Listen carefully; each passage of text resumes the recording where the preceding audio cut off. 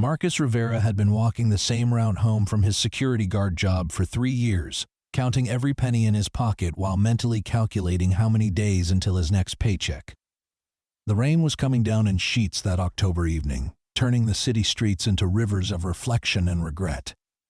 He pulled his worn jacket tighter around his shoulders, thinking about his 8-year-old daughter Sophia waiting at home with their elderly neighbor Mrs. Chen. Then he saw him, a figure huddled against the brick wall of the abandoned storefront, shivering in clothes that looked like they hadn't been dry in weeks. Marcus had $43 to last until Friday, but something in that moment made him stop. He had no idea that this stranger's eyes held secrets worth millions. He had no idea that beneath those tattered clothes was a man who could change everything with a single phone call. And he certainly had no idea that his simple act of kindness was about to rewrite both their destinies forever. But as he approached the shivering figure, one question echoed in his mind. Could a moment of compassion between strangers really transform two completely different worlds? Before we carry on, please hit the subscribe button so you don't miss any more amazing stories, and let me know where you are watching from in the comments. The fluorescent lights of the downtown office building cast harsh shadows across Marcus Rivera's weathered face as he adjusted his security guard uniform for what felt like the 1,000th time that week. At 34, he carried the weight of responsibility like a second skin, every decision filtered through the lens of providing for his daughter, Sophia. The divorce had been finalized 2 years ago, leaving him with full custody and a determination that burned brighter than the building's emergency exit signs he checked religiously every night. Marcus glanced at his watch, the digital display showing 11:47 p.m. in bold red numbers. His shift would end in 13 minutes, and then came the familiar 20-minute walk home, through streets that seemed to grow more unforgiving with each passing month. The October air had turned bitter earlier that week, carrying whispers of the harsh winter approaching, and tonight the weather forecast had promised rain. He could already hear the first drops beginning to tap against the large windows of the lobby where he sat, watching the empty street through glass that reflected his own tired eyes back at him. The building he protected belonged to Morrison Financial Group, a mid-tier investment firm that occupied floors 3 through 7 of the downtown high-rise. Marcus knew the routines of every employee who worked late, from the ambitious junior analysts who stayed until midnight trying to impress their supervisors, to the partners who arrived before dawn to check overseas. Markets. He had learned their faces, their coffee preferences, and their personal dramas through overheard phone conversations and elevator small talk. They lived in a world that seemed as distant from his own as the stars visible through the building's skylight on clear nights. His phone buzzed with a text message from Mrs. Chen, their 72-year-old neighbor who watched Sophia every evening while Marcus worked his night shift. Sophia finished her homework and read 3 chapters of that book about the girl detective. She's sleeping soundly now. Don't worry about us. Focus on getting home safely in this weather. The message warmed something in Marcus's chest, a reminder of the good people who still existed in a world that often felt designed to break people like him. The rain began falling harder, transforming from gentle taps to insistent drumming against the windows. Marcus watched pedestrians hurry past with newspapers held over their heads or umbrellas that seemed inadequate against the growing storm. The streetlights created pools of yellow illumination that revealed the intensity of the downpour, each drop visible as it fell through the light before disappearing into darkness. He thought about the $37 in his wallet, money that needed to stretch until Friday when his next paycheck would deposit automatically into his checking account. Sophia needed new shoes. Her current pair had developed a hole near the toe that she tried to hide by walking carefully, but Marcus noticed everything when it came to his daughter. The elevator chimed, announcing the arrival of the last employee leaving for the night. Jennifer Walsh, one of the junior analysts, emerged looking exhausted but satisfied with whatever project had kept her working past midnight. She nodded to Marcus with the kind of polite acknowledgement that existed between people whose lives intersected briefly but meaningfully in the shared spaces of modern working life. "Terrible night to be walking home," she commented. pulling a compact umbrella from her briefcase as she approached the glass doors. "You don't drive, do you, Marcus?"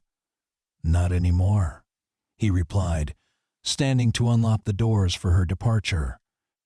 "Sold the car 8 months ago. Sometimes the bus runs late enough to catch, but most nights it's just me and the sidewalks." Jennifer paused, her hand on the door handle, and Marcus could see her considering something.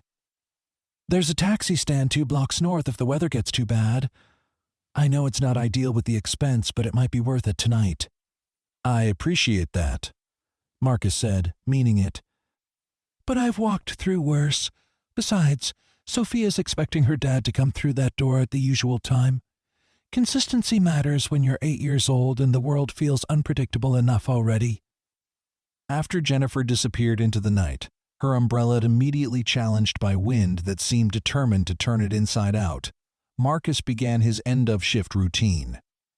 He walked through each floor of the building, checking doors and windows, ensuring that coffee machines were turned off and that no one had left sensitive documents visible on their desks. The building felt different at night, as if the daytime energy of phone calls and meetings and deal-making had left an echo that gradually faded as the hours passed. By the time he reached the 7th floor, the silence felt complete, broken only by the sound of rain against windows and the distant hum of the building's heating system working against the October cold. His reflection in the darkened windows looked like a man carrying more weight than his physical frame suggested. The security uniform fit well enough, but Marcus knew it represented so much more than just a job. It was stability in an unstable world, health insurance for Sophia's doctor visits, and a paycheck that arrived predictably every 2 weeks. Before the divorce, before the custody battle, before the careful budgeting and the constant awareness of every dollar spent, Marcus had been an assistant manager at a retail electronics store. The pay had been better, the hours more reasonable, but when everything fell apart, this job had been available when he needed it most. The elevator carried him back to the lobby where he completed his final log entry for the night. Building secure, all floors checked, weather conditions deteriorating but no security concerns. He wrote the same basic information every night, but tonight felt different somehow, charged with a potential he couldn't name. Marcus gathered his things, a worn leather messenger bag that had been a gift from Sophia for his last birthday, containing his work thermos, a paperback novel he'd been trying to finish for 2 months, and a small framed photo of him and Sophia at the zoo last spring. The glass doors opened with a whoosh of cold air that immediately reminded Marcus why he'd been dreading this walk home. The rain wasn't just falling, it was attacking, driven by wind that seemed to change direction every few seconds. He pulled his jacket, a navy blue windbreaker that had seen better years, tight around his shoulders and stepped into the night. The temperature had dropped at least 10 degrees since his shift began, and he could feel the dampness seeping through his shoes before he'd walked a full block. The streets were nearly empty, which was typical for this time of night in the downtown area. During the day, these sidewalks bustled with office workers and tourists and people conducting the business of urban life. But after midnight, especially in weather like this, the city revealed a different face. The homeless population that remained largely invisible during daylight hours became more prominent, seeking shelter in doorways and under the overhangs of closed businesses. Marcus had walked past many of these individuals over the past 3 years, sometimes nodding in acknowledgement, sometimes offering $1 or 2 when his own finances allowed such generosity. Tonight, as he turned onto Maple Street where the streetlights seemed dimmer, and the spaces between buildings created wind tunnels that intensified the storm, Marcus found himself thinking about warmth and shelter and the arbitrary nature of circumstances that put some people in comfortable beds while others searched for dry places to spend the night. He thought about Sophia, safe and warm in their small apartment, probably dreaming about the math test she'd been studying for all week. The thought of her gave him energy to walk faster, despite the rain that seemed determined to soak through every layer of clothing he wore. 3 blocks from the office building, Marcus noticed a figure pressed against the brick wall of what had once been a small grocery store, but now stood empty with newspaper covering its windows. The person was trying to use a piece of cardboard as shelter, but the rain had long since defeated that strategy. Even from a distance, Marcus could see the shivering, the way the figure seemed to fold in on itself in an attempt to conserve whatever warmth remained. Marcus slowed his pace, something stirring in his chest that felt both familiar and surprising. He had grown up hearing his grandmother's stories about kindness between strangers, about moments when people chose to help each other despite having very little themselves. "Mijo," she used to tell him, "God watches how we treat people when nobody else is looking. That's when we show who we really are." The memory of her voice, warm and certain even all these years after her death, seemed to cut through the sound of rain and wind. As he got closer, Marcus could see that the figure was a man, probably around his own age, wearing clothes that looked like they hadn't been dry in days, possibly weeks. The man's hair was plastered to his head by the rain, and his shoes, what Marcus could see of them, appeared to be held together more by hope than by any structural integrity. But what struck Marcus most were the man's eyes, visible even in the poor lighting, eyes that seemed to hold an intelligence and awareness that didn't match his circumstances. "Rough night to be outside," Marcus said, stopping a few feet away, close enough to be heard over the storm but far enough to avoid seeming threatening. The man looked up, and Marcus was surprised by the directness of his gaze. "They're all rough nights when you don't have inside to go to," the man replied, his voice carrying an accent that Marcus couldn't quite place, something that suggested education and experiences beyond what his current situation might indicate. "How long have you been out here?" Marcus asked, stepping closer to the building's wall where the overhang provided slightly better protection from the rain. "Tonight? About 4 hours, in general?" The man's laugh held no humor. "Long enough to know that most people see right through you when you're sitting where I'm sitting." Marcus felt the weight of his jacket, still providing some protection against the cold despite being damp around the edges. He thought about the 13-minute walk still ahead of him, about Sophia sleeping safely, about the $43 in his wallet that needed to last until Friday.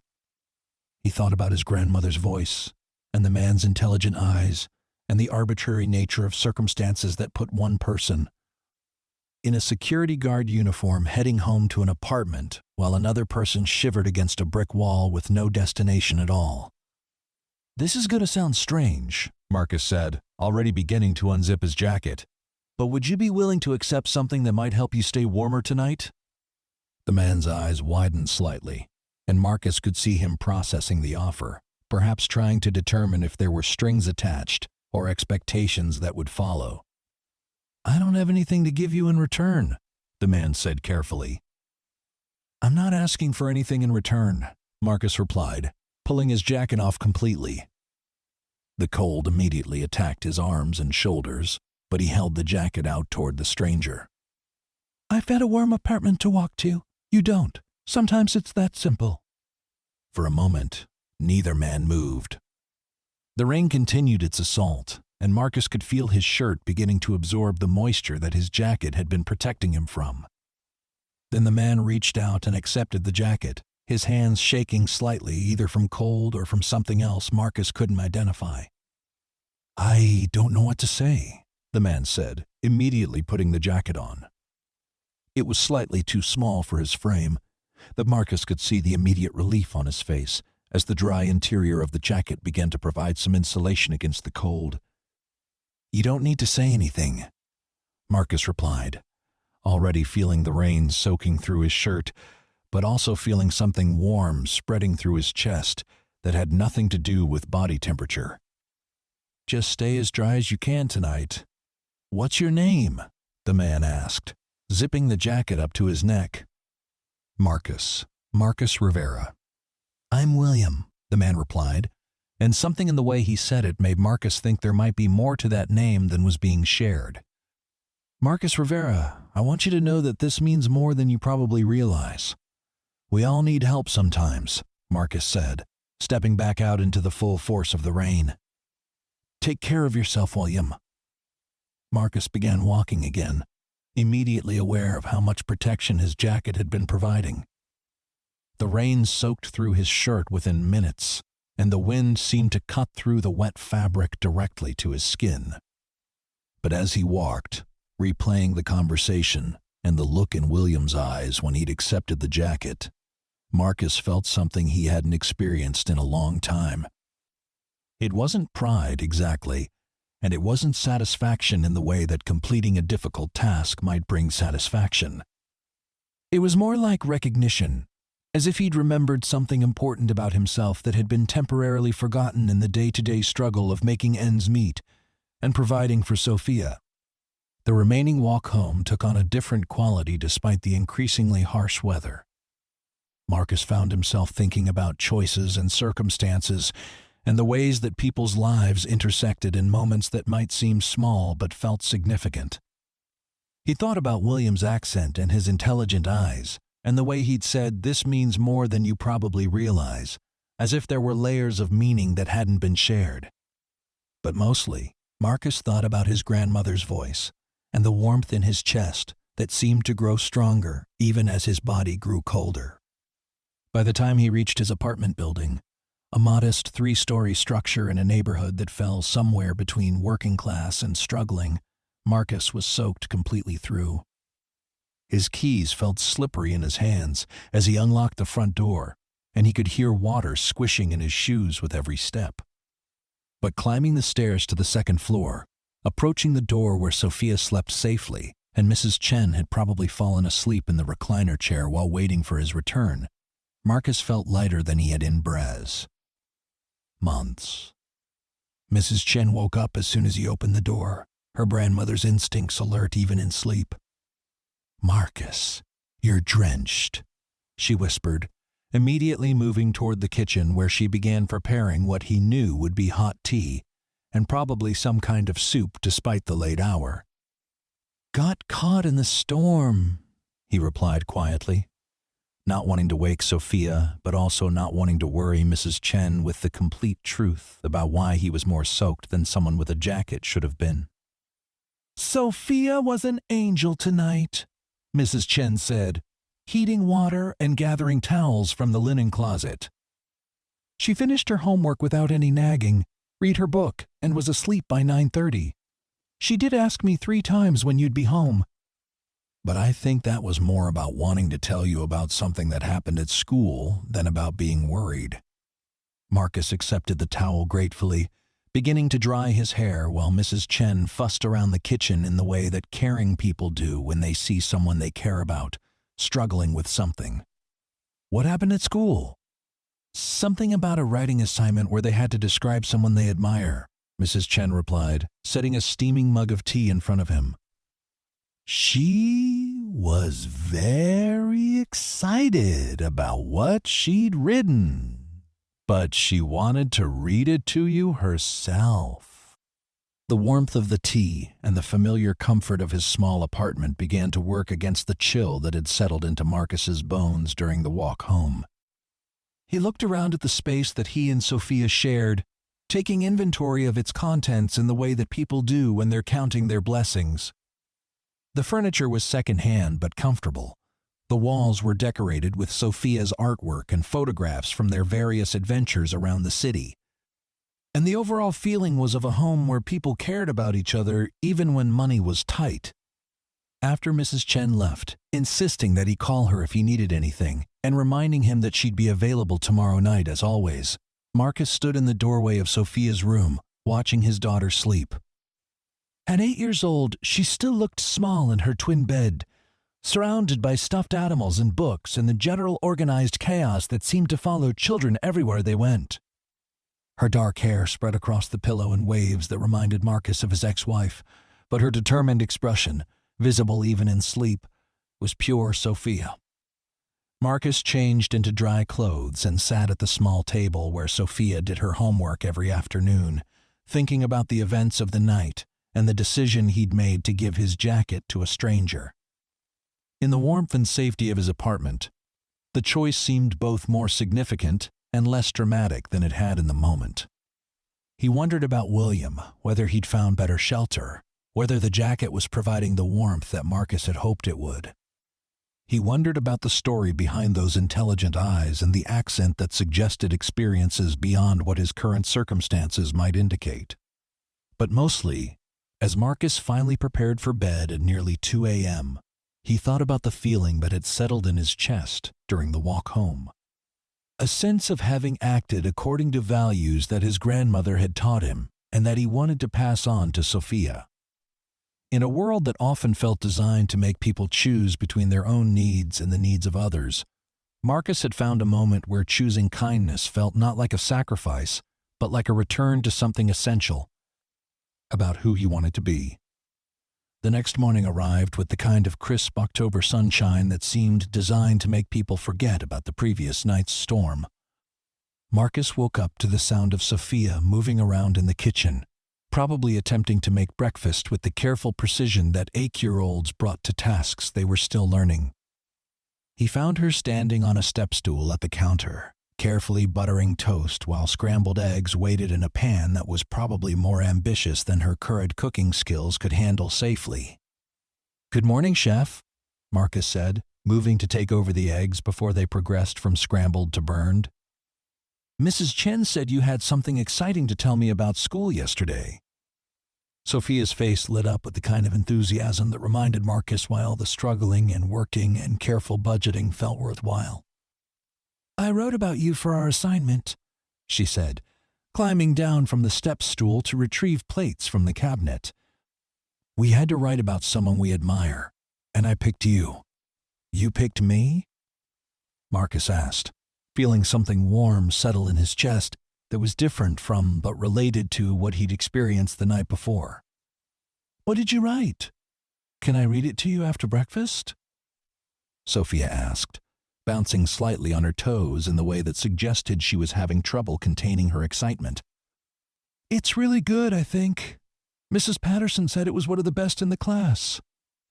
They ate breakfast together at the small table, Sophia chattering about her plans for the day and her upcoming math test and her friend Jessica's birthday party next weekend. Marcus listened with the kind of attention that comes from knowing these moments are precious and temporary. That 80-year-olds grow into 9-year-olds, and then into teenagers, and then into adults who might not want to share every detail of their daily experiences with their fathers. After breakfast, Sophia retrieved a folder from her backpack and pulled out several sheets of paper covered in her careful handwriting. She cleared her throat dramatically and began to read. "The person I admire most by Sophia Rivera. The person I admire most is my dad, Marcus Rivera. Some people might think that's boring because everyone writes about their parents, but I think my dad is special in ways that other people don't always see. My dad works at night as a security guard, which means he protects important buildings while everyone else is sleeping. But the real reason I admire him is because he takes care of me all by himself. And he never makes it seem hard, even though I know it is sometimes. When my mom moved away after the divorce, my dad could have been sad or angry, but instead he made sure our apartment felt like the safest place in the world. He helps me with my homework even when he's tired from working all night. He takes me to the library every Saturday so I can check out new books. He remembers everything I tell him about school and my friends and the things I'm worried about. But the thing I admire most about my dad is how he treats other people. He's nice to Mrs. Chen even when she asks the same questions 3 times. He always says thank you to store clerks and bus drivers and people who other adults sometimes ignore. He taught me that being kind doesn't cost money, which is good because we don't have very much money. But we have enough kindness to share with everyone we meet. My dad thinks I don't notice when he puts extra food in the shopping cart for Mrs. Chen, or when he gives money to people asking for help on the street. But do notice, and it makes me proud to be his daughter. When I grow up, I want to be the kind of person who helps other people the way my dad does. Even when it's not easy, and even when nobody is watching. My dad says that being a good person isn't about being perfect. It's about trying to do the right thing even when it's hard. I think my dad does the right thing every day. And that's why he's the person I admire most in the whole world." Marcus felt his eyes filling with tears as Sophia finished reading, her voice proud and confident in the way that children's voices become when they're sharing something they've created that they're genuinely excited about. He stood up and pulled her into a hug that lasted longer than usual, trying to process the realization that his 8-year-old daughter saw him as someone worth admiring. "That's beautiful, Sophia," he said, his voice slightly rough with emotion. "I'm honored that you chose to write about me." "It's all true," Sophia said, settling back into her chair with the satisfaction of someone who had shared something important and been received well. "Mrs. Patterson said it made her understand why I'm always talking about you in class." As Marcus walked Sophia to school that morning, her small hand in his, and her backpack bouncing against her shoulders with each step, he found himself thinking about the connection between the story she'd written and the decision he'd made the night before. Sophia had noticed his small acts of kindness toward others, had processed them as evidence of something admirable about his character, and had turned those observations into a written celebration of who he was as a person and as a father. The irony wasn't lost on him that on the same night his daughter was writing about his kindness toward strangers, he had encountered a stranger who needed exactly the kind of help that Sophia had described him giving. It felt like confirmation of something, though Marcus wasn't sure exactly what. Maybe it was confirmation that the values he was trying to live by were being noticed and absorbed by the person whose opinion mattered most to him. Maybe it was confirmation that acting according to those values felt right, even when it cost him something. Or maybe it was just confirmation that life sometimes created moments of alignment between who you wanted to be and who you actually were in the world. After dropping Sophia at school, Marcus took the bus to downtown for an errand at the bank, planning to deposit a small check from a weekend odd job he'd completed for one of the tenants in his building. The bus route took him past the area where he'd encountered William the night before, and Marcus found himself looking for any sign of the man or the navy blue jacket. The storefront where William had been seeking shelter looked different in daylight, more obviously abandoned and somehow smaller than it had seemed in the rain and darkness. There was no sign of William or anyone else, but Marcus hadn't really expected there to be. People experiencing homelessness often moved frequently, whether by choice or by necessity, and the chances of finding someone in the same location 24 hours later were small. Still, Marcus found himself hoping that William had found better shelter, that the jacket had provided some comfort during what had undoubtedly been a difficult night. The bank errand took longer than expected, involving a conversation with the teller about Marcus's account and his direct deposit arrangements that reminded him of all the small complexities that came with managing finances when every dollar mattered. By the time he finished, it was nearly noon, and Marcus decided to walk back toward his neighborhood rather than wait for the next bus. The October sunshine felt good after the previous night's storm, and he had time before he needed to be home to rest before his evening shift. Walking through downtown during the day offered a completely different perspective on the area than Marcus experienced during his nighttime commute. The streets bustled with office workers heading to lunch meetings, tourists consulting maps and guidebooks, and the general energy of a city conducting its business during daylight hours. Marcus passed the building where he worked, looking up at the windows of Morrison Financial Group and wondering what deals were being discussed and what decisions were being made in those offices 7 floors above the sidewalk. It was while he was looking up at those windows that Marcus heard his name being called from behind him. He turned to see Jennifer Walsh, the junior analyst who had left the building just before him the night before, approaching with what looked like intentional purpose. "Marcus, I'm glad I ran into you," she said, slightly out of breath as if she'd been walking quickly to catch up with him. "I wanted to ask you about something. Do you have a few minutes?" "Of course," Marcus replied, curious about what might have prompted this unexpected encounter. He knew Jennifer primarily through their brief interactions during her late nights at the office. And while she was always polite and seemed like a decent person, they'd never had a conversation that lasted longer than a few minutes.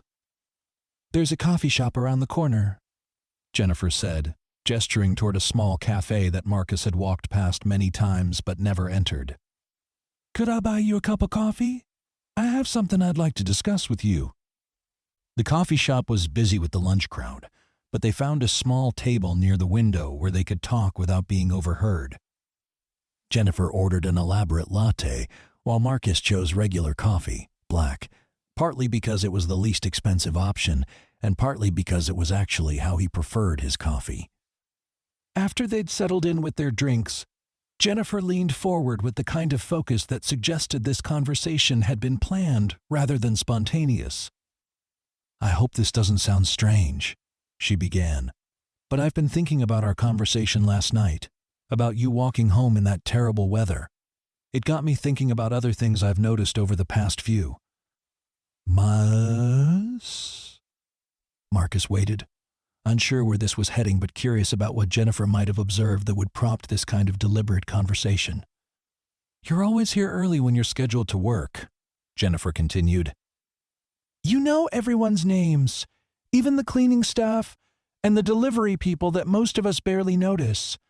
You remember details about people's lives, like when someone mentions their kid's soccer game or their grandmother's surgery, and you do your job with the kind of attention to detail that suggests you actually care about protecting our building and the people who work in it." "I do care," Marcus said simply. "It's my job, but it's also just the right way to treat people in the place where you work." "Exactly," Jennifer said, her voice carrying a kind of excitement that suggested she was getting to the point she'd wanted to make.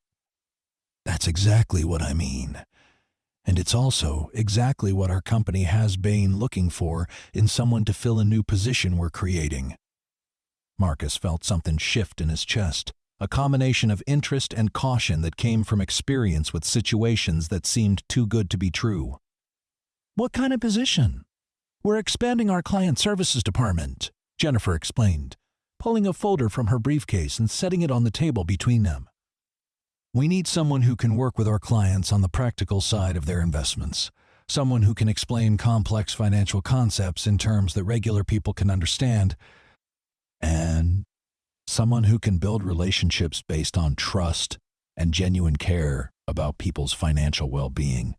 End quote. She opened the folder to reveal what appeared to be a job description and salary information. The position would be during regular business hours, Monday through Friday.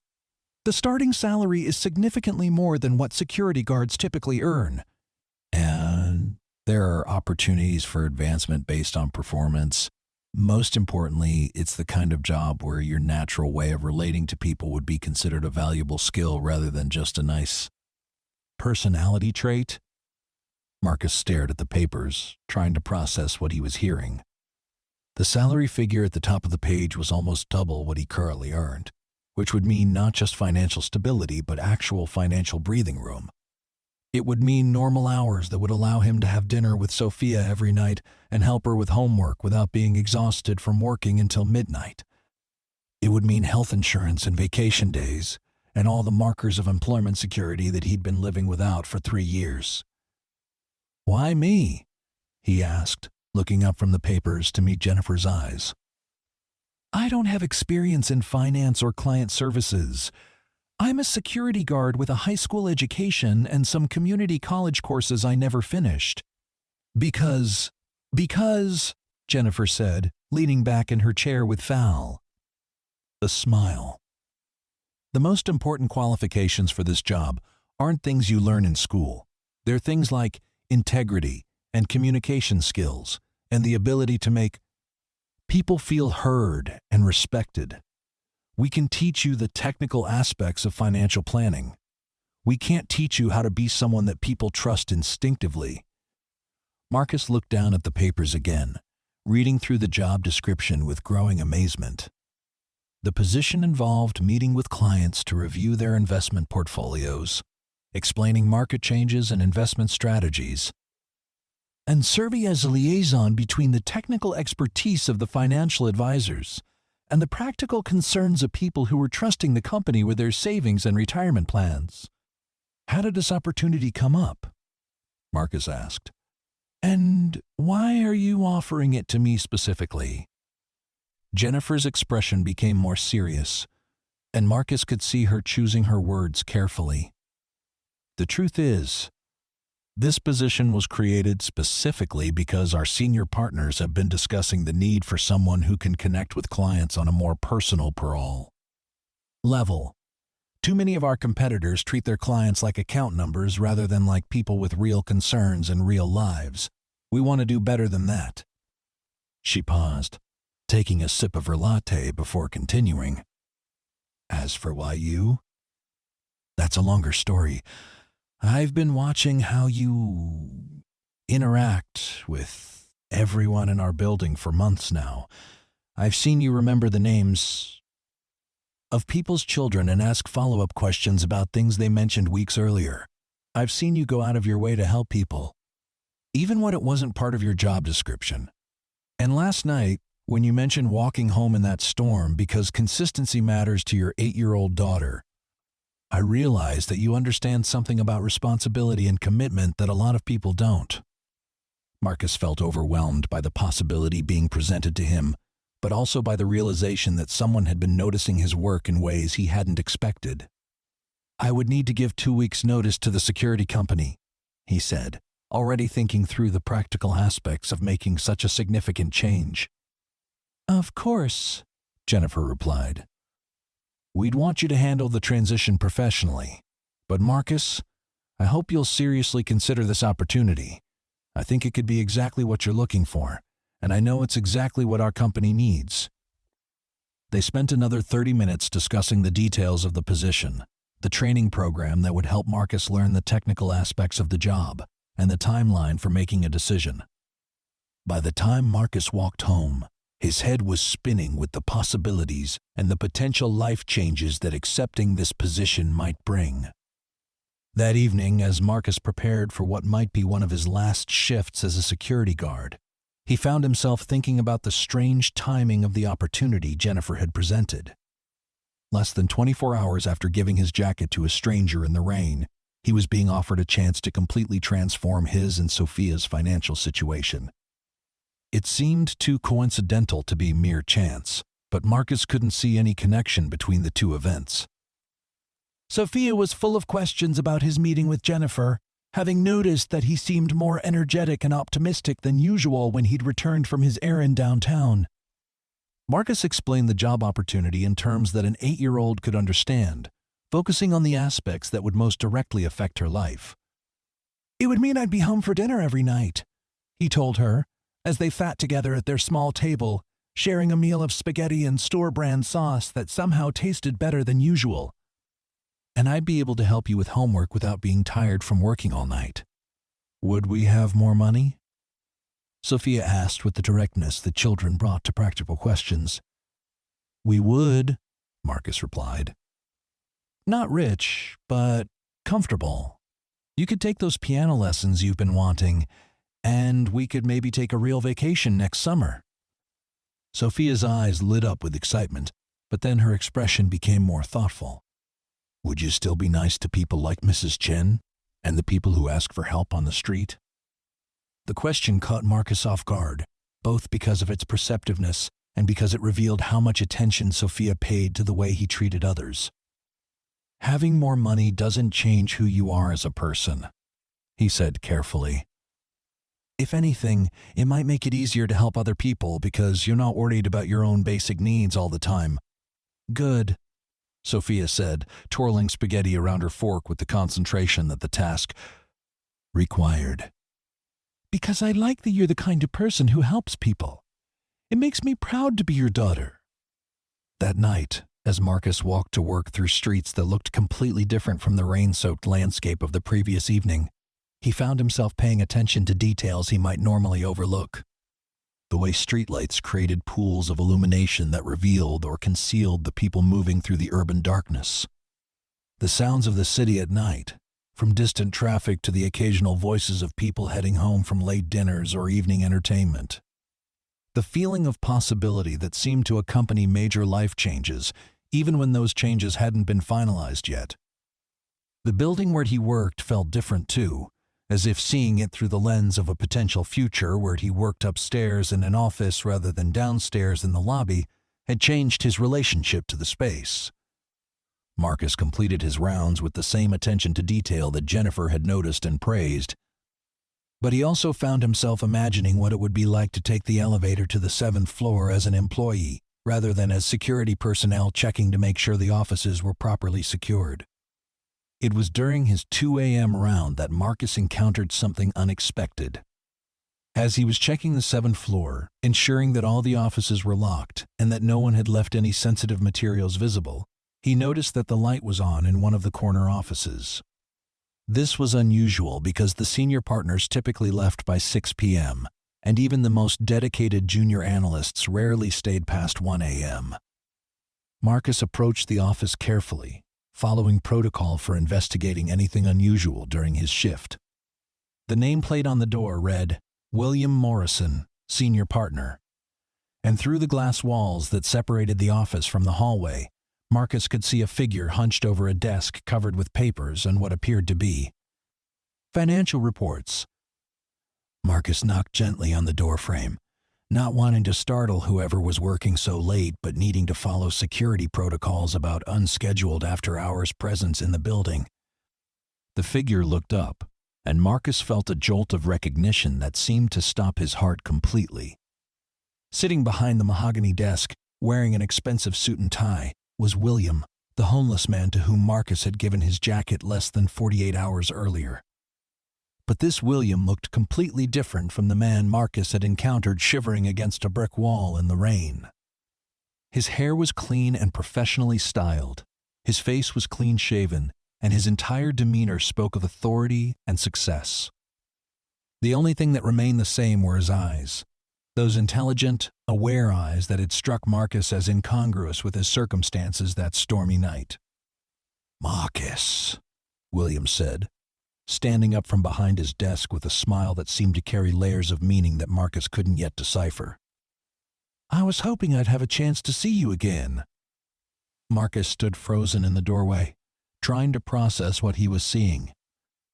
The homeless man from 2 nights ago was William Morrison, senior partner of Morrison Financial Group, the company that employed Marcus as a security guard. The man who had accepted his jacket with shaking hands was sitting in a corner office that probably cost more to furnish than Marcus earned in 6 months. "I don't understand," Marcus said, his voice barely above a whisper. The other night you were." "I was exactly where you found me," William replied, moving around the desk to stand closer to Marcus. "Sitting in the rain, cold and wet and in need of help from a stranger who had no reason to offer it." William gestured toward the chairs that faced his desk, inviting Marcus to sit down. "Please, I owe you an explanation, and I think you deserve to understand what really happened that night." Marcus entered the office hesitantly, still trying to reconcile the 2 versions of William he had encountered. The office itself was impressive, with floor-to-ceiling windows that offered a view of the city that Marcus had never seen from this height. The walls were lined with framed degrees and awards, and the overall atmosphere spoke of significant professional success and financial achievement. 2 weeks ago, William began, settling into the chair across from Marcus rather than behind his desk, "I made a decision that probably sounds crazy to most people. I decided to spend a week living on the streets, experiencing homelessness firsthand, to better understand the population that our company's charitable foundation is supposed to be helping." He paused, running his hand through his now perfectly styled hair in a gesture that reminded Marcus of the man he'd met in the rain. "I've been running this company for 15 years, making decisions about charitable giving and community outreach, but I realized I had no real understanding of what it meant to need the kind of help we were supposedly providing." Marcus listened in stunned silence as William continued his explanation. I had been homeless for 6 days when you found me that night. 6 days of being ignored by most people, of being treated as invisible or threatening, of understanding what it felt like to be genuinely cold and wet and hungry with no resources to change those circumstances. The implications of what William was telling him began to sink in. Marcus had offered his jacket to someone who could probably buy 1,000 jackets without affecting his bank balance, but who in that moment had needed the warmth and kindness just as much as anyone else would have. But why? Marcus asked. Why put yourself through that experience? William's expression became more serious, and Marcus could see him considering how much to share. Because I inherited this company from my father, and I inherited a foundation that was supposed to help people experiencing homelessness. But I had begun to suspect that we weren't actually helping very effectively. I wanted to understand what people in those circumstances actually needed, as opposed to what I thought they needed from the comfortable distance of Cow. This office. He gestured toward the windows and the view of the city spread out below them. What I learned during those 6 days changed everything I thought I knew about poverty and homelessness and what it means to need help from other people.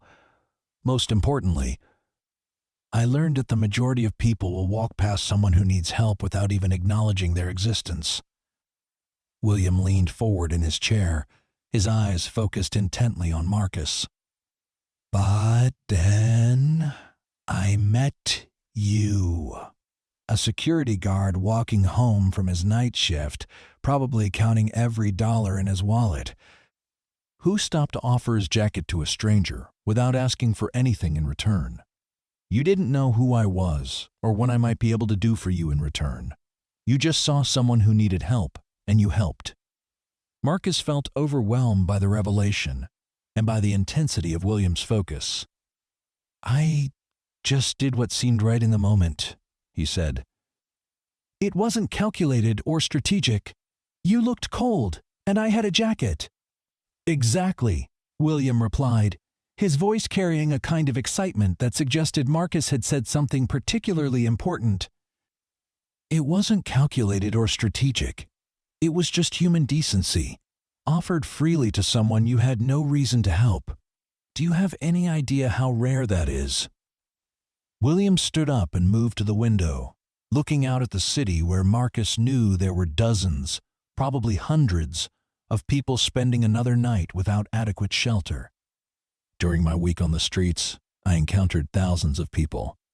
Commuters heading to and from work, people going to restaurants and entertainment, people conducting all the business of normal urban life. Of all those people, exactly 3 stopped to offer any kind of help or assistance. You were one of them. Marcus processed this information, trying to understand the larger implications of what William was telling him. What does this mean? He asked. Why are you telling me this now? William turned back from the window with a smile that transformed his entire face. It means that you changed my life, Marcus Rivera. Your simple act of kindness, offered without expectation or calculation, reminded me what genuine human compassion looks like. It reminded me why the work our foundation does matters, and it showed me the kind of person I want to surround myself with, both personally and professionally. The office felt charged with potential, and Marcus found himself holding his breath as he waited for William to continue. I spent the last 2 days thinking about that encounter, William said, returning to his chair. I thought about your kindness, but I also thought about our brief conversation. You mentioned your daughter, your walk home, the way you prioritized consistency and reliability, because those things mattered to an 8-year-old child. You revealed character traits that most people keep hidden, especially when talking to strangers. William reached for a folder on his desk, and Marcus recognized it as similar to the one Jennifer had shown him at the coffee shop. Yesterday, I had a conversation with Jennifer Walsh about a new position we're creating in our client services department. A position that requires exactly the kind of genuine care for other people that you demonstrated that night in the rain. Marcus felt pieces of a puzzle clicking into place, connections forming that made the events of the past few days seem less coincidental and more intentional. Jennifer offered me that job, he said slowly. She said the company was looking for someone who could connect with clients on a personal level. She did offer you that job, William confirmed, at my request. After spending 6 days invisible to most of the world, and then encountering your spontaneous kindness, I knew I wanted to find a way to work with you. I asked Jennifer to approach you because I thought the opportunity might seem more natural coming from someone you already knew professionally. The magnitude of what was happening began to sink in. Marcus had given his jacket to a homeless man in the rain, not knowing that the man was actually a successful business owner who would remember the gesture and want to repay it with a life-changing opportunity. But I need you to understand something important, William continued, his tone becoming more serious. I'm not offering you this job out of gratitude or charity. I'm offering it to you because what I witnessed that night in the rain told me everything I need to know about your character and your potential value to this company. You have qualities that can't be taught and that most people never develop, no matter how much education or training they receive. Marcus looked down at his hands, still trying to process the transformation that was being offered to him. What if I'm not good at it? He asked. What if I can't learn the technical aspects quickly enough? Or what if I can't relate to clients who come from completely different backgrounds than mine? William's laugh was warm and genuine, completely different from the hollow sound Marcus remembered from their conversation in the rain. Marcus, you just demonstrated the kind of self-awareness and humility that makes people trustworthy. Our clients don't need someone who pretends to know everything. They need someone who cares about their concerns and who will work honestly to find solutions that serve their best interests. He opened the folder and spread several documents across the desk between them. The salary we discussed with Jennifer is just the starting point. This company has profit-sharing arrangements, performance bonuses, and advancement opportunities that could transform not just your immediate financial situation, but your long-term economic prospects. More importantly, it's work that would allow you to help people make better decisions about their financial futures. Marcus looked at the documents, seeing details about salary and benefits that exceeded what he had imagined when Jennifer first described the opportunity, but more than the financial aspects. He was struck by the job description that emphasized building relationships with clients based on trust and genuine care for their well-being. There's something else, William said, pulling out what appeared to be a separate document. I've been thinking about your daughter, Sophia, and your commitment to providing her with opportunities you didn't have. This company has an educational assistance program for employees' children. Full scholarships for college, including living expenses, for any employee who has been with the company for more than 2 years. Marcus felt tears forming in his eyes as he processed the implications of what William was offering. Not just a better job with better pay, but the possibility of ensuring that Sophia could attend college without the financial struggles that had prevented Marcus from completing his own education. Why? Marcus asked, his voice rough with emotion. I gave you a jacket that cost $30 in a discount store. Why does that deserve this kind of response?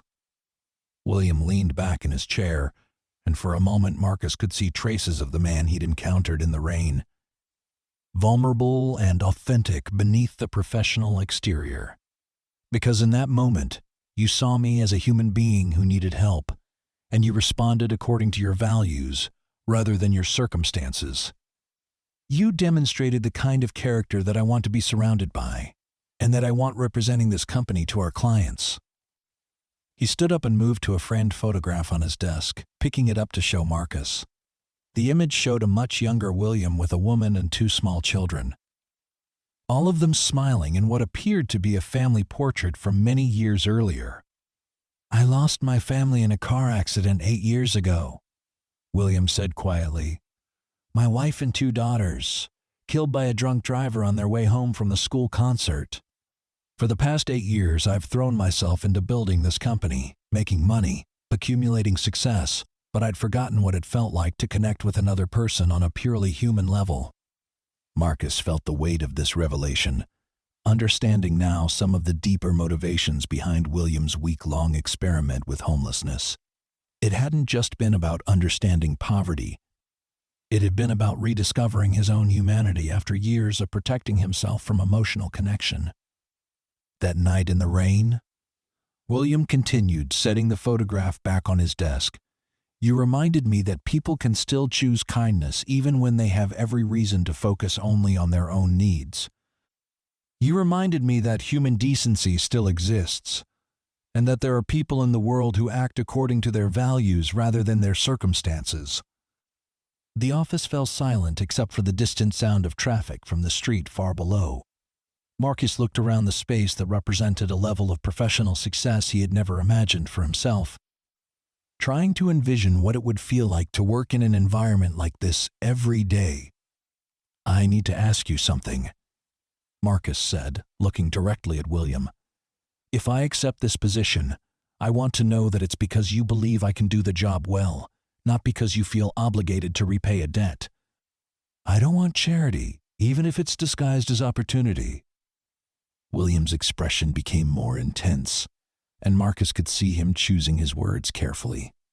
Marcus, what I witnessed that night wasn't just kindness. It was judgment, empathy, and decisive action all working together in a way that most people never achieve. You assessed a situation, considered your options, made a decision based on your values, and acted without hesitation. Those are exactly the qualities we need in someone who will be advising our clients about their financial futures. He moved back to his chair and sat down, leaning forward with the kind of focus that made Marcus understand why William had been successful in business. I'm offering you this job because I believe you have the potential to be exceptional at it. The fact that I also feel grateful for what you did that night is secondary to my professional assessment of your qualifications. Marcus looked down at the documents spread across the desk, seeing not just job descriptions and salary figures, but the possibility of a completely different future for himself and Sophia. A future where he could provide not just basic necessities but genuine opportunities. A future where his work aligned with his values rather than simply paying the bills. What happens next? Marcus asked. If I decide to accept this offer, what's the process? William's smile suggested that he had been hoping for exactly this question. You give your 2 weeks' notice to the security company, during which time we'll arrange for you to spend some time with our current client services team to begin learning the technical aspects of the job. You'll have a mentor for your first 6 months, someone who can help you navigate the learning curve and provide support as you develop expertise in areas that are new to you. He gathered the documents into a neat stack and slid them across the desk toward Marcus. Take these home, review them with your daughter if you'd like her input on the decision, and let me know your answer by the end of the week.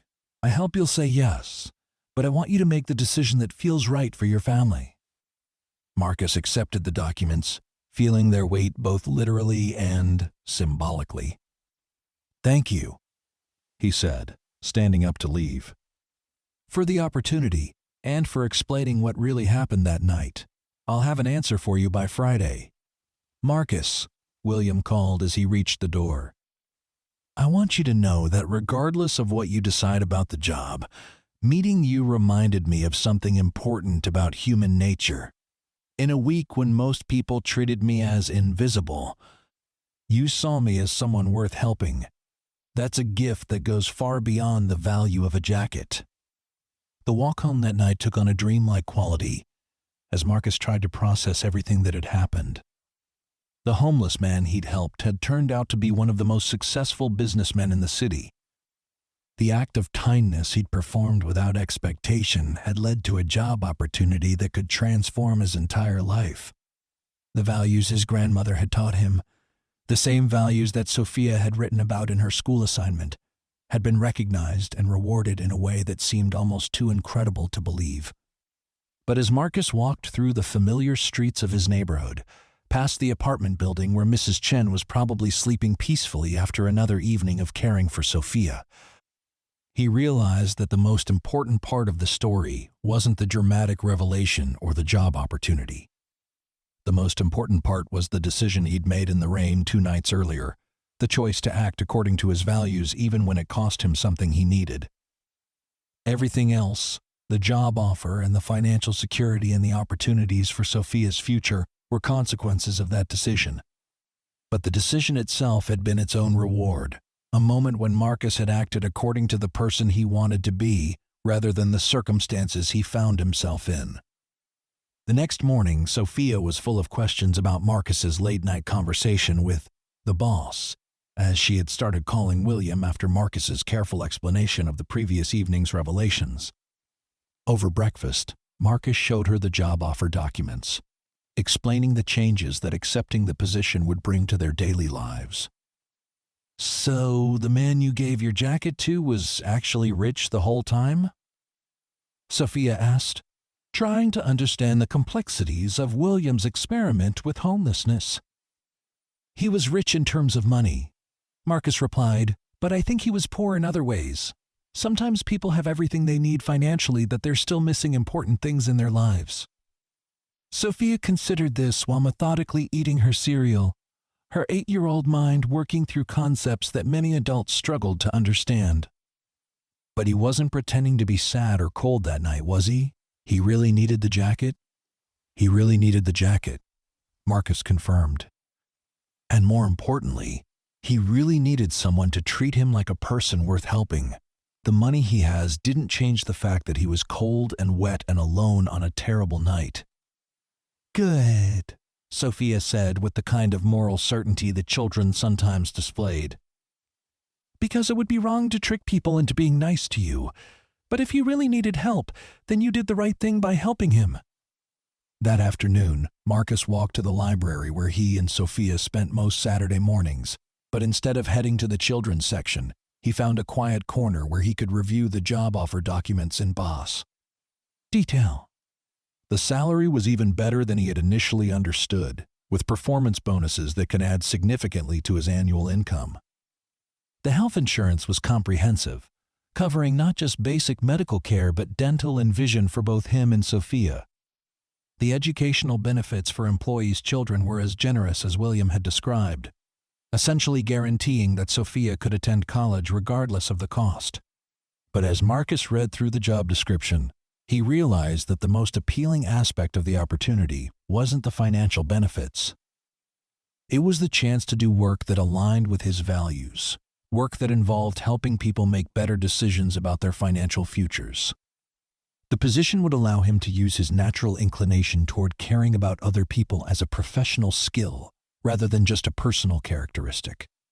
Marcus spent the weekend thinking about the decision, discussing it with Sophia in age-appropriate terms, and even calling his sister in Phoenix to get her perspective on the opportunity. Everyone he talked to encouraged him to accept the position, pointing out that such opportunities were rare and that he had earned this chance through his consistent character and work ethic.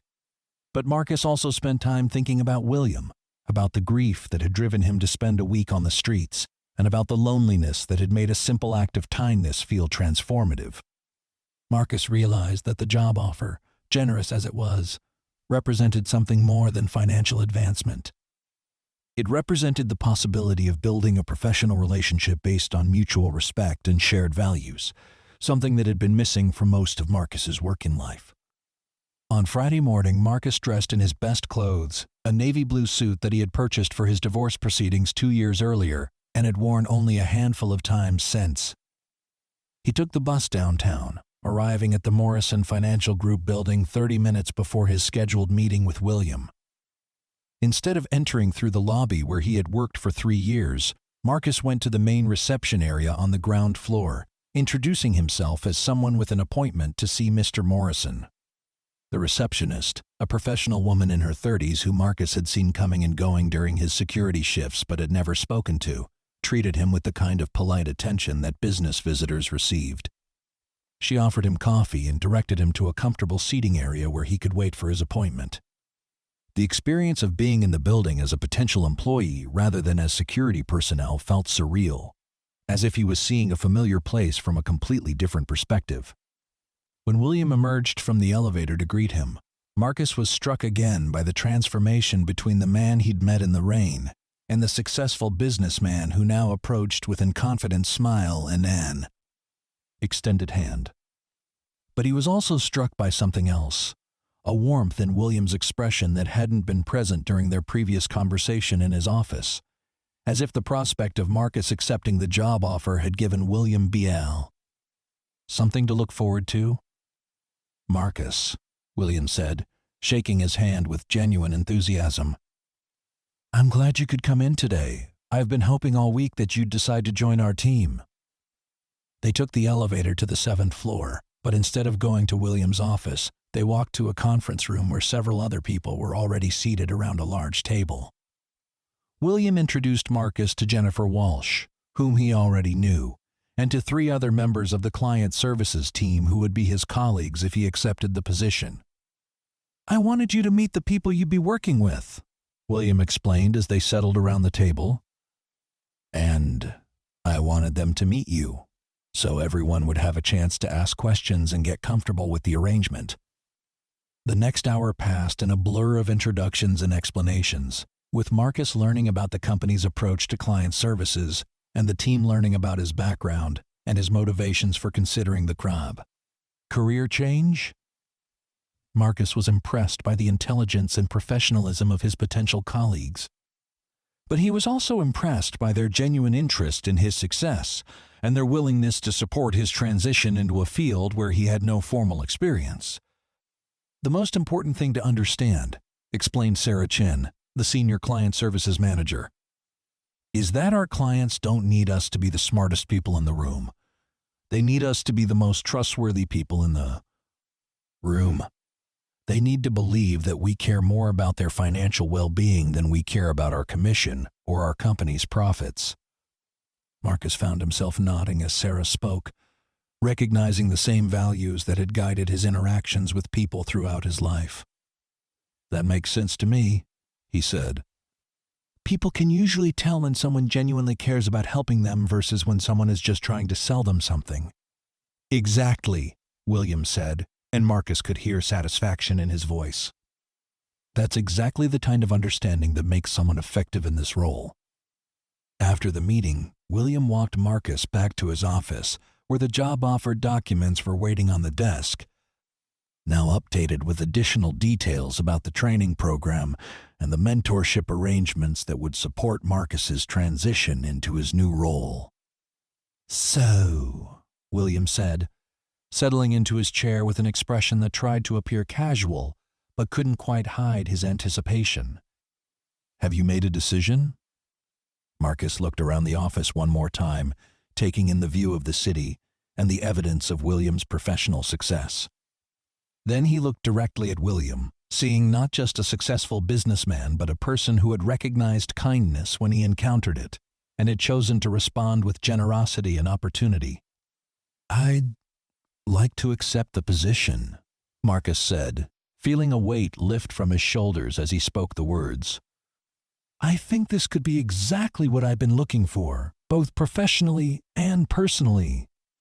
William's smile transformed his entire face, and Marcus could see genuine joy in his expression. "I'm delighted to hear that," William said, standing up to shake Marcus's hand. "I think this is going to be the beginning of something very positive for both of us."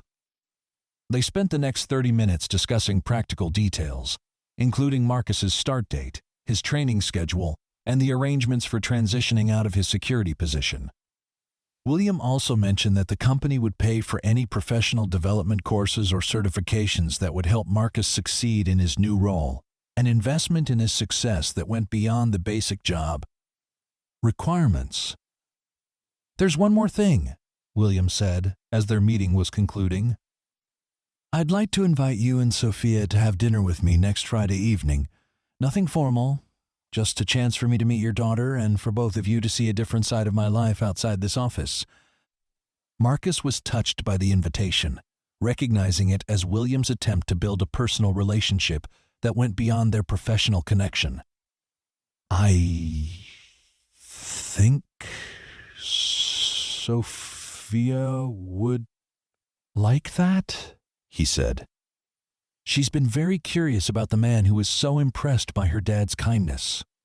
She should be proud of her father, William replied seriously. Not just because of what happened that night in the rain, but because of the character that made that kindness possible. Character is something that develops over years of making good decisions, even when those decisions are difficult. The walk home that day felt different from any walk Marcus had taken in years. Instead of counting the money in his wallet and mentally calculating how many days until his next paycheck, he found himself thinking about possibilities and opportunities and the ways that his life was about to change. Instead of dreading the evening shift that would keep him away from Sophia until after midnight, he was looking forward to telling her that he had accepted the job that would allow him to be home for dinner every night. But most importantly, Marcus found himself thinking about the connection between the values his grandmother had taught him, the character traits that Sophia had celebrated in her school essay, and the professional opportunity that had emerged from a simple act of kindness on a rainy night. It seemed to confirm something that he had always wanted to believe but had sometimes doubted, that treating people with compassion and respect wasn't just morally right, but was also practically wise. Sophia's reaction to the news was everything Marcus had hoped for, and more. She jumped up from the kitchen table where she had been working on homework and threw her arms around his waist, hugging him with the kind of enthusiasm that only 8-year-olds could muster for genuinely exciting news. "Does this mean you'll be home to help me with math homework every night?" she asked, looking up at him with eyes that sparkled with anticipation.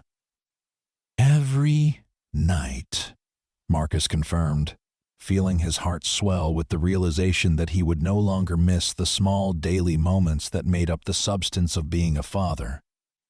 "And does this mean we can get pizza sometimes without worrying about spending too much money?" Marcus laughed, recognizing Sophia's practical approach to understanding how their improved financial situation would affect their daily lives. "Yes, we can get pizza sometimes. And you can take those piano lessons you've been wanting. And we can start planning a real vacation for next summer." That evening, Marcus worked his final shift as a security guard, walking through the building with a mixture of nostalgia and anticipation. He had spent 3 years protecting this building and the people who worked in it, but now he would be joining them as a colleague, rather than just watching over them as they conducted their business.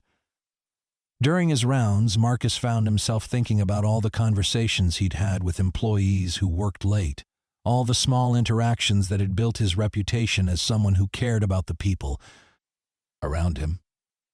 He thought about Jennifer Walsh and her observation that he treated everyone with respect and attention, qualities that had led to the job opportunity that was about to transform his life.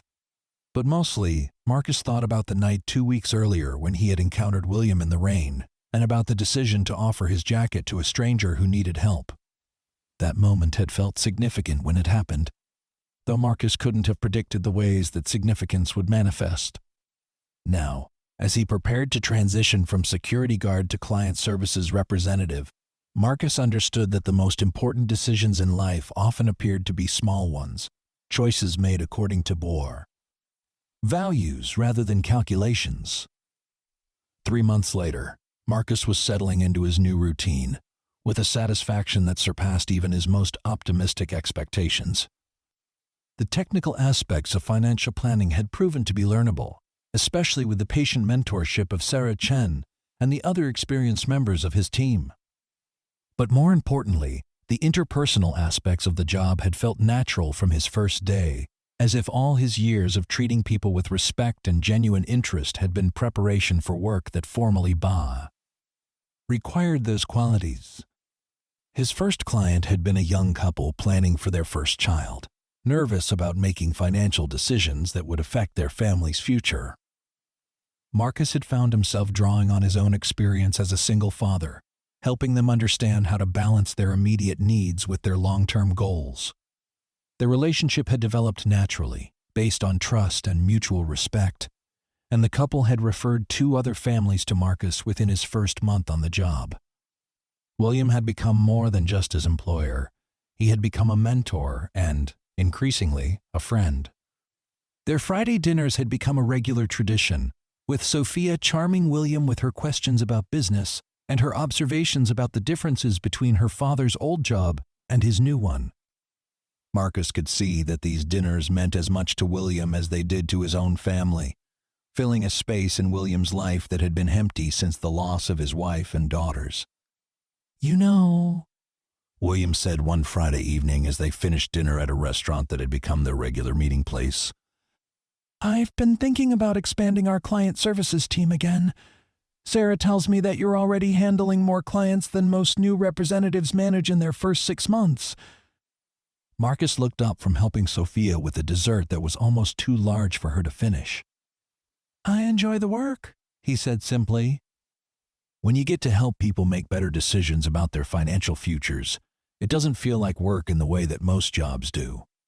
"That's exactly what I mean," William replied. "You've found something that aligns your natural inclinations with professional responsibility. That's rarer than you might think." Sophia, who had been listening to the adult conversation while working on her dessert, looked up with a question. "Mr. William, do you still sometimes think about that night when Daddy gave you his jacket?" William's expression became more serious, and Marcus could see him considering how to answer Sophia's question in a way that would be meaningful to an 8-year-old. "I think about it often," he said finally. "That night reminded me that there are still people in the world who choose to be kind even when it costs them something. Your father didn't know who I was or whether I could ever do anything for him in return. He just saw someone who needed help, and he helped." "Daddy says that being kind doesn't cost money," Sophia replied, repeating something Marcus had told her many times. "But sometimes it costs other things, like getting cold when you give your jacket to someone else." "That's very wise," William said, smiling at Sophia with the kind of affection that had developed over their months of Friday dinners. "Being kind sometimes does cost us something, but it also gives us something important in return. What does it give us?" Sophia asked, her curiosity engaged by the philosophical direction of the conversation. William looked at Marcus, and something passed between them that spoke to the depth of understanding they had developed about that night in the rain and its consequences. "It gives us the knowledge that we're the kind of people who help others when they need help," William said. "And that knowledge makes us proud of who we are, which is worth more than money or jackets or any other thing we might have to give up." Later that evening, as Marcus was putting Sophia to bed in their new apartment, a larger space in a better neighborhood that his improved salary had made possible, Sophia asked him a question that revealed how much she had absorbed from the evening's conversation. "Daddy," she said as he tucked her blanket around her shoulders, "do you think that giving Mr. William your jacket was the most important thing you've ever done?" Marcus considered the question carefully, thinking about all the ways that one decision had changed both his life and William's. "I think it was one of the most important things," he said finally. "Not because of what happened afterward, but because it was a moment when I acted according to the person I wanted to be, rather than worrying about what it might cost me." "I'm glad you're that kind of person," Sophia said, her voice already drowsy with approaching sleep. "It makes me proud to be your daughter." As Marcus turned off the light and closed Sophia's bedroom door, he reflected on the journey that had brought them to this moment. Less than a year earlier, he had been a single father struggling to make ends meet, walking home through rain-soaked streets after working a night shift that kept him away from his daughter during the hours when most families were together. Now, he was building a career that aligned with his values, providing financial security for Sophia's future, and developing friendships based on mutual respect and shared experiences. The transformation had begun with a simple decision to offer help to someone who needed it, without expectation or calculation. But Marcus understood that the real foundation for that transformation had been built over years of smaller decisions, daily choices to treat people with respect and kindness, even when those choices weren't rewarded or recognized. The night in the rain had been significant because it was consistent with the person Marcus had been working to become throughout his adult life. 6 months later, Marcus received a promotion to Senior Client Services Representative, with a salary increase that officially moved his family into the middle class for the first time since his divorce. The promotion came with additional responsibilities, including training new representatives and serving as a liaison between the client services team and the company's senior partners. William had asked Marcus to stay late one evening to discuss the promotion and its implications for Marcus's career trajectory within the company. As they sat in William's office, looking out at the city lights that had become familiar to Marcus from this seventh-floor perspective, William shared his vision for the future of Morrison Financial Group and Marcus's potential role in that future. "I've been thinking about succession planning," William said, a topic that Marcus knew had been on his mind since he'd turned 55 earlier that year. "Not immediate succession, but the long-term leadership of this company. I want to ensure that it's led by people who understand that our success depends on genuinely serving our clients' interests, rather than just maximizing profits." Marcus listened carefully, understanding that William was sharing thoughts about the future that went far beyond the immediate promotion they were discussing. "The financial services industry has a reputation problem," William continued. "Too many companies prioritize short-term profits over long-term client relationships. I want Morrison Financial Group to be different, and that means building a leadership team that shares that commitment to be putting clients first." William turned from the window to face Marcus directly. "You've demonstrated that commitment consistently since you joined our team. Your clients trust you because they recognize that you genuinely care about their financial well-being. Your colleagues respect you because you approach the work with integrity and humility, and you've shown leadership potential in how you've mentored our newer representatives." End quote. Marcus felt honored by William's assessment, but also somewhat overwhelmed by the implications of what appeared to be a conversation about much more significant future opportunities than he had ever imagined for Dow himself. "I appreciate your confidence in me," Marcus said carefully, "but I want to make sure I understand what you're suggesting. Are you talking about me potentially taking on broader leadership responsibilities within the company?" "I'm talking about you potentially becoming a partner in this firm," William replied, his tone indicating that this was a serious professional discussion rather than casual speculation. "Not immediately, but over the next 3 to 5 years, as you continue to develop expertise and demonstrate leadership capability."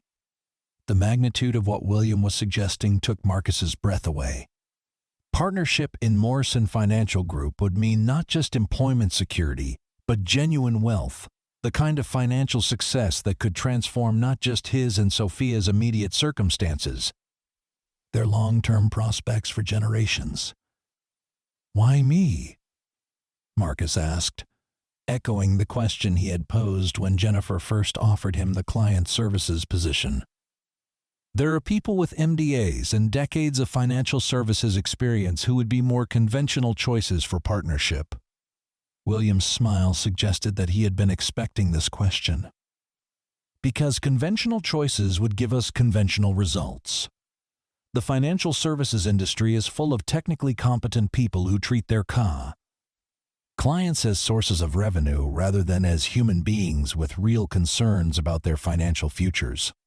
What sets you apart isn't your technical expertise, though you've developed that impressively quickly. What sets you apart is your ability to build genuine relationships based on trust and mutual respect." He gestured toward a framed chart on his wall that showed the company's growth over the past year. "Since you joined our team, our client retention rate has improved by 12%, and our client referral rate has increased by 18%. Those improvements are directly attributable to the way you and the people you've influenced approach client relationships." William moved back to his desk and retrieved a leather folder that Marcus recognized as the kind used for important legal documents. "Partnership would mean equity ownership in the company, profit sharing that goes far beyond salary and bonuses, and a voice in the strategic decisions that shape our future. It would also mean the responsibility of helping to maintain the culture and values that make this company different from our competitors. Marcus looked at the folder, understanding that it probably contained partnership terms and financial projections that would show him exactly what William was proposing. But before he opened it, he wanted to understand something more fundamental about William's motivations. "That night in the rain," Marcus said, "when you were conducting your experiment with homelessness, what were you really looking for? What were you hoping to learn or discover?" William's expression became more contemplative, and Marcus could see him considering how much to share about his personal journey over the past year. "I was looking for myself," he said finally. "For 8 years after my family died, I threw myself into building this company as a way of avoiding the grief and loneliness that threatened to overwhelm me. I became very good at making money and very successful in business terms, but I lost touch with the person I had been when my wife and daughters were alive." He moved to the photograph on his desk, the family portrait that Marcus had seen during their first conversation in this office. The man in this picture cared about people, not just as clients or business opportunities, but as human beings deserving of respect and compassion.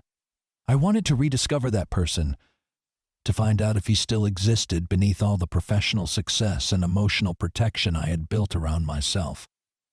William looked directly at Marcus with an intensity that made the moment feel significant beyond their discussion of business partnership. "Meeting you that night reminded me that he did still exist. Your spontaneous kindness to a stranger awakened something in me that I thought I had lost permanently. It reminded me that human connection and genuine care for others weren't just nice ideals. They were essential parts of who I wanted to be." Marcus felt the weight of this revelation, understanding now that their relationship had been as transformative for William as it had been for him. The job opportunity, the mentorship, and now the partnership discussion weren't just business decisions. They were William's way of surrounding himself with people who embodied the values he was working to reclaim in his own life. "If I were to accept a partnership track," Marcus said, opening the leather folder to examine the documents inside, "what would that mean for my relationship with clients? I don't want to become so focused on business strategy and profit margins that I lose the ability to connect with people on a personal level. That's exactly why I want you as a partner," William replied immediately. "I need someone who will hold me accountable to maintaining those connections, someone who will remind me that our success depends on genuinely serving our clients rather than just extracting maximum profits from them." The documents in the folder outlined a pathway to partnership that would unfold over 5 years, with increasing responsibilities and equity ownership at each stage. The financial projections showed potential earnings that exceeded anything Marcus had ever imagined for himself. But what impressed him more was the emphasis on maintaining client relationships and company culture throughout the growth process. "There's something else I want to discuss," William said, retrieving another document from his desk. "The charitable foundation that originally motivated my week-long homelessness experiment. I've been redesigning our approach based on what I learned during that experience, and I'd like you to consider taking on a leadership role in that effort." Marcus looked up from the partnership documents with surprise. "I don't have experience in charitable work or nonprofit management." "You have experience in understanding what people need when they're struggling," William replied. "You have experience in treating people with dignity regardless of their circumstances. And you have experience in building trust with people who have good reasons to be skeptical of institutions that claim to want to help them." William explained his vision for a foundation that would approach homelessness and poverty relief differently from traditional charitable organizations. Instead of simply providing temporary assistance, the foundation would focus on building long-term relationships with people experiencing homelessness, understanding their individual circumstances and needs, and providing comprehensive support that addressed the complex factors that contributed to their situations. I want the foundation to be run by people who understand that everyone deserves to be treated with respect and dignity, regardless of their current circumstances, William said. People like you, who see individuals rather than problems to be solved or statistics to be managed. Marcus spent the weekend reviewing the partnership documents and discussing the opportunity with Sophia, who is now 9 years old and increasingly capable of understanding the complexities of adult decision-making. Sophia's reaction to the news was characteristically thoughtful and practical.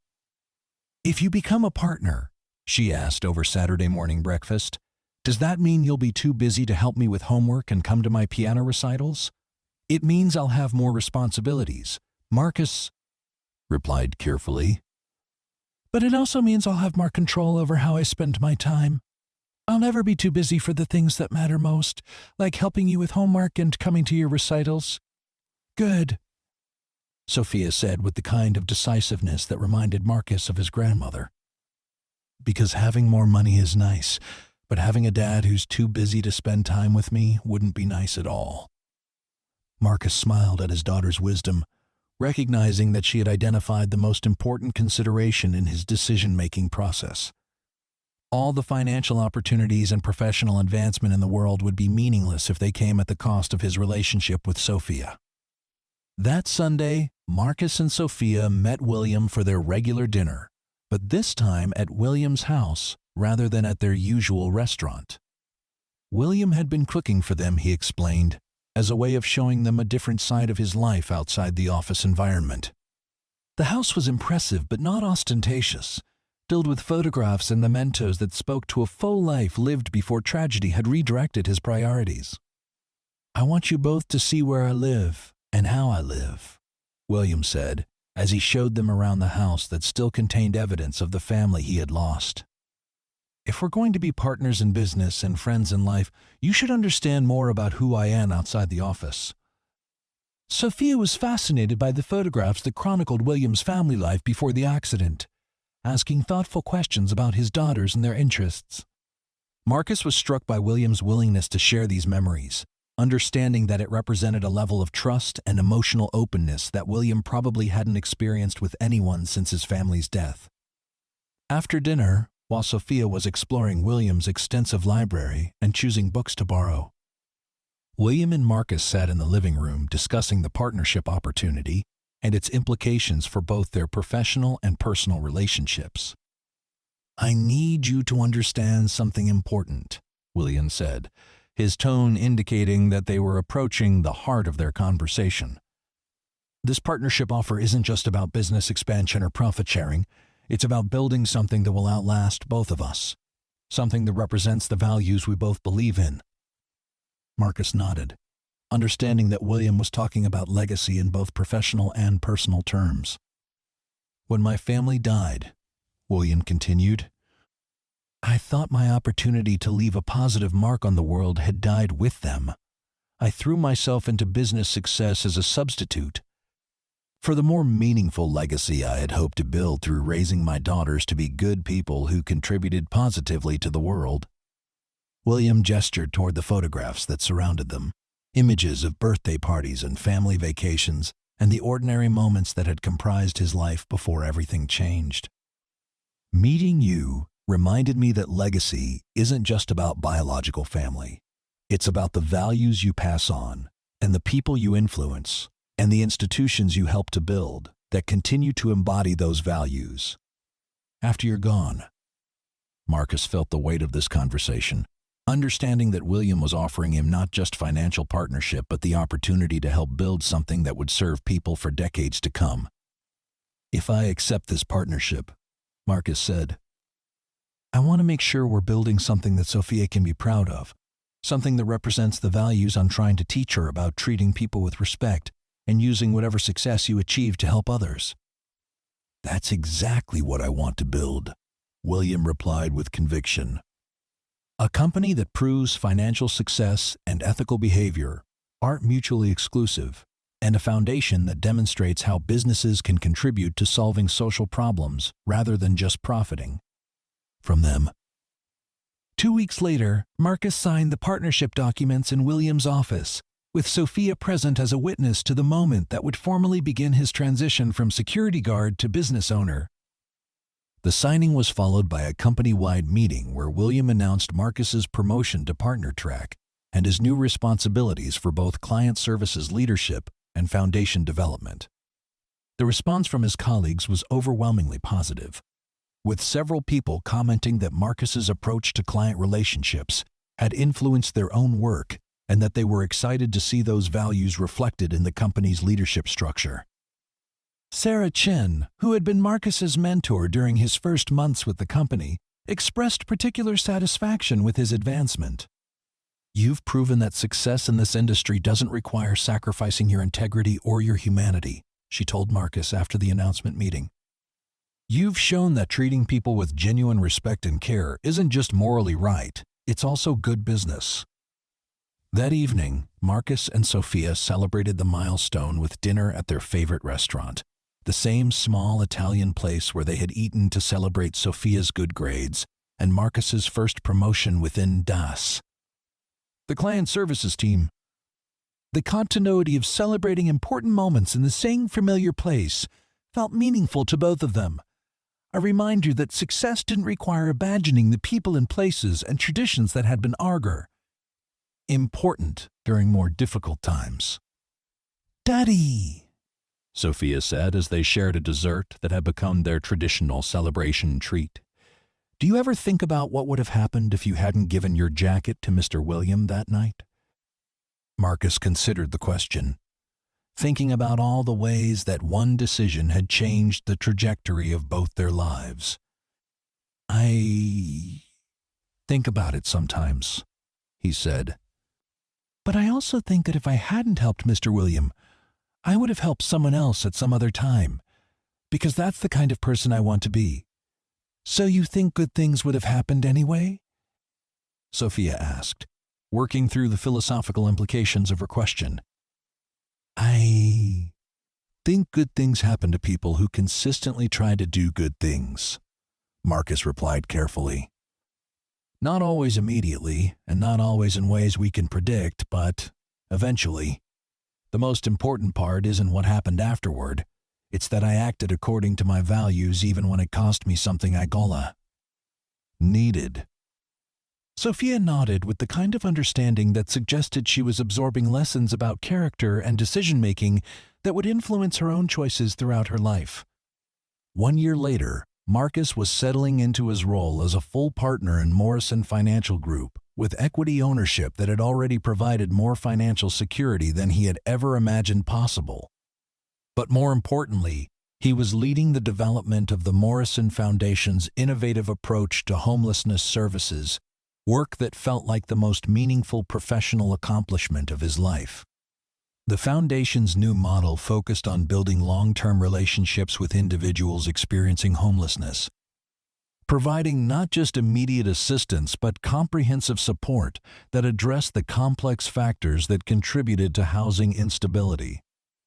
Marcus drew heavily on William's insights from his week-long experiment, but also on his own experiences of financial insecurity and his understanding of what it felt like to worry about providing basic necessities for his family.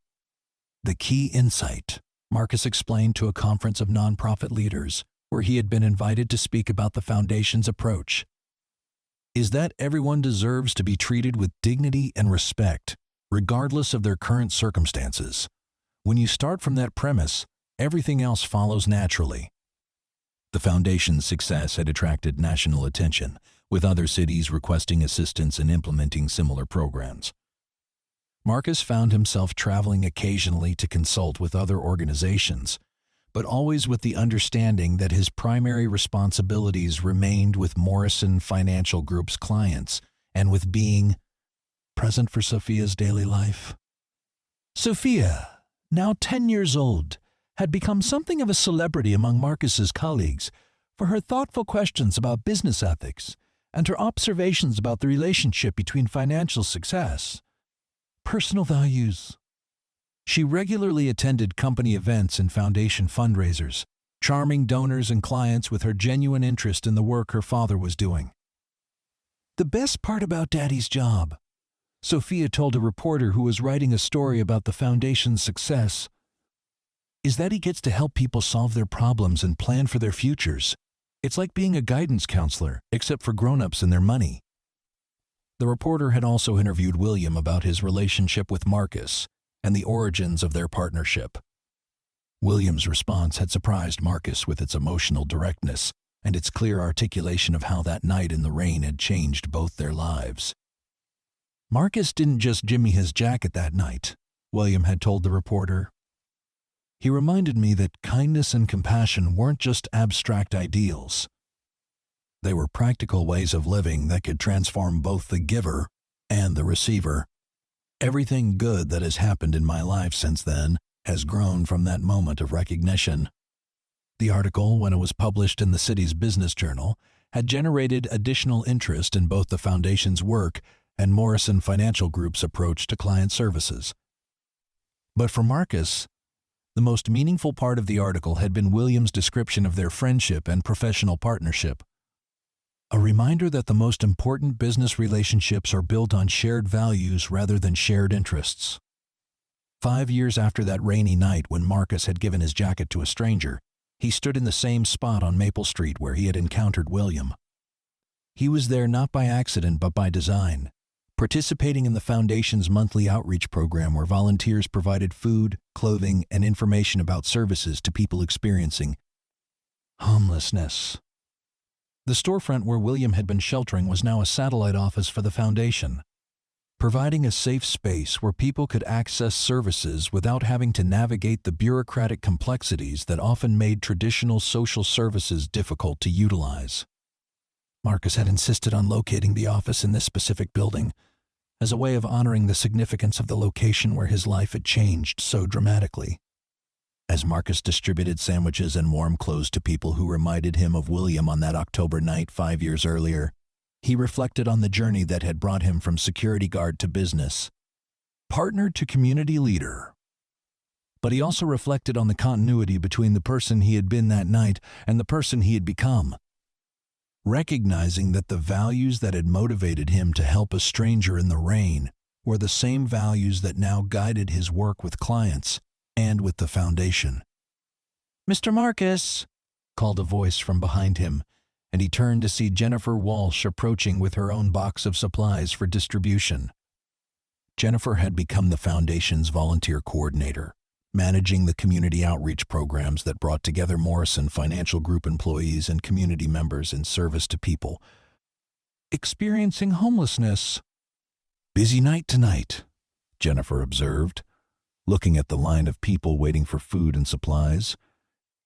"Word is getting out about the services we provide here, and people are traveling from other neighborhoods to access them." Marcus nodded, feeling satisfaction at the evidence that the Foundation's work was making a meaningful difference in people's lives. But he also felt a familiar humility when confronted with the magnitude of need that existed in the city, a reminder that individual acts of kindness, no matter how well-intentioned, were only part of the solution to complex social problems.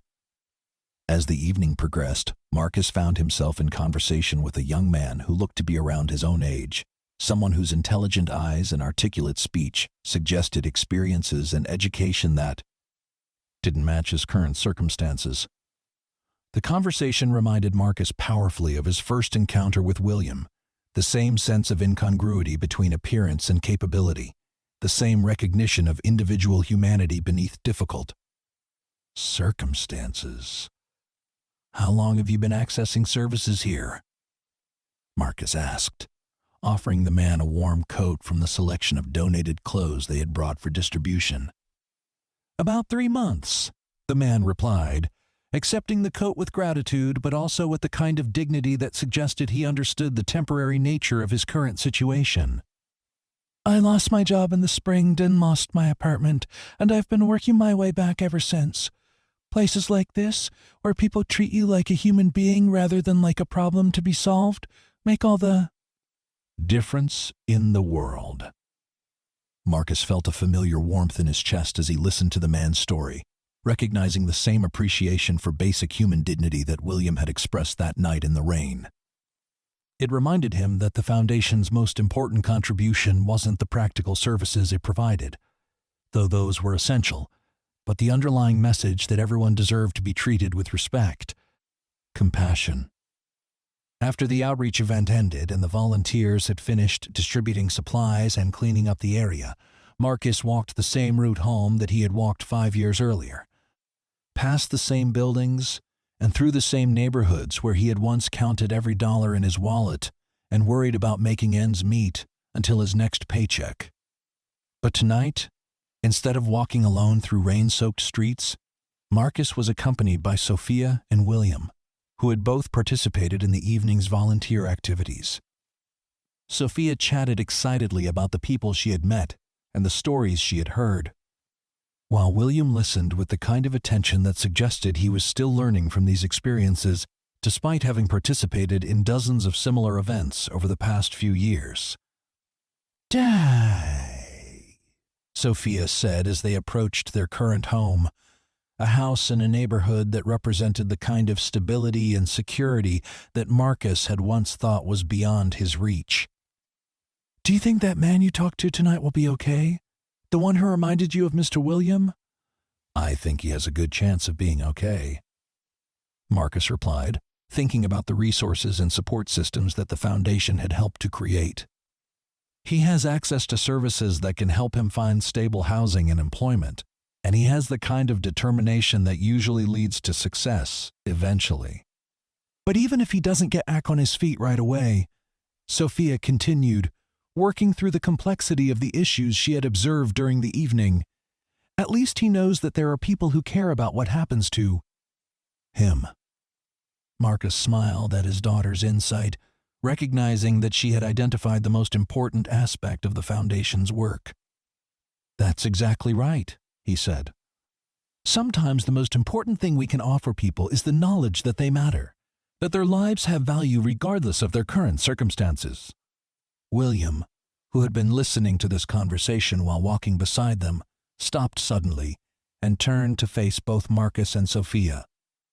"I want you both to know something," he said, his voice carrying the kind of weight that suggested he had been thinking about what he wanted to say for some time. 5 years ago, Marcus gave me much more than a jacket on a rainy night. He gave me a reminder of who I wanted to be as a person. And he gave me an example of how to live according to values that I had forgotten were important. Everything good that has happened in my life since then, including this friendship and this partnership and this foundation, has grown from that moment of kindness." Marcus felt tears forming in his eyes as William continued. "But I also want you to know that the relationship has been transformative for me in ways that go far beyond professional success or financial achievement. Marcus has helped me remember what it feels like to care about other people and to be cared about in return. He has helped me rebuild connections to the world that I thought I had lost permanently when my family died." End quote. Sophia, who had grown comfortable with the deep emotional conversations that sometimes arose during their time with William, reached out to take his hand. "Mr. William," she said with the kind of directness that only children could manage in moments like this, "I think my daddy gave you his jacket because he could see that you were a good person who just needed help. And I think you gave him a good job because you could see that he was a good person who just needed an opportunity." William's laugh was warm and genuine, and Marcus could see in his expression the joy that came from being understood by a child whose perspective cut through the complexities that adults often created around simple truths. "You're absolutely right, Sophia," William said, squeezing her hand gently. "Sometimes the most important things in life are also the simplest things. Good people helping other good people, and everyone becoming better because of those connections." As they reached Marcus and Sophia's house, William declined their invitation to come inside for tea, explaining that he wanted to spend some time thinking about the evening's experiences and the conversations they had shared. But before he left, he pulled Marcus aside for a private conversation. "I have something I want to discuss with you," William said, his tone indicating that they were approaching another significant moment in their relationship. It's about the long-term future of both the company and the foundation, and about the legacy we're building together. Marcus waited, understanding that William was preparing to share something important. I've been diagnosed with a heart condition that's going to require me to step back from day-to-day management responsibilities over the next few years, William said, his voice steady but serious. Nothing immediately life-threatening, but significant enough that I need to begin planning for succession sooner than I had originally expected. Marcus felt a mixture of concern for William's health and anticipation about what this revelation might mean for his own responsibilities and opportunities. I want you to know that this doesn't change any of our plans for your continued advancement within the company, William continued.